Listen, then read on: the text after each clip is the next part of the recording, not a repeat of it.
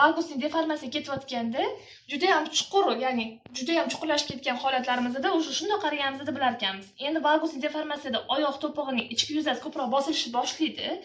Endi oyoq kiyimlarga e'tibor berib qaraydigan bo'lsak, ko'p yuradigan bolajonlarda ham, kattalarda ham ichki yuzasi juda ham ko'proq, ayniqsa tovon qismi yedirilib ketadi.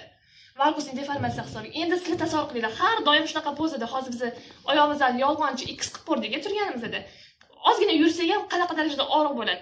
Bola ham katta bo'lgan sari X obraziyasi hisobiga, valgusning deformatsiya hisobiga, noto'g'ri yurgan hisobiga qomat buzilishiga, tazdagi muammolar, disbalanslarini o'zgarib ketish jarayonigacha amalga oshib ketar ekanda. O'shaning uchun bolamizni 7 yoshgacha bo'lgan davrgacha bolani oyog'iga juda ham e'tibor berib qarar ekanmiz, hattoki o'tirishigacha, oyoq kiyimgacha. Yumshoq rezinka tapishkalarda yoki masalan arzonchi oyoq tomoni axil-opayni quchoqlamaydigan oyoq kiyimlardan voz kechish kerak.